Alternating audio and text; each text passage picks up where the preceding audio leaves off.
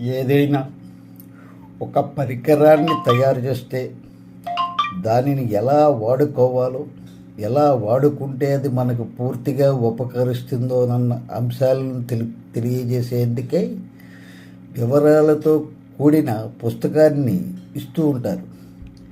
అలానే మానవ జన్మను ఎలా వాడుకుంటే అది సార్థకమవుతుందో, ఎటువంటి జీవన విధానాన్ని అవలంబిస్తే సుఖ సంతోషాలతో జీవిస్తారు అనే అంశాలను విభిన్నమైన పాత్రలలో మన ముందుంచుతుంది పవిత్రమైన రామాయణం.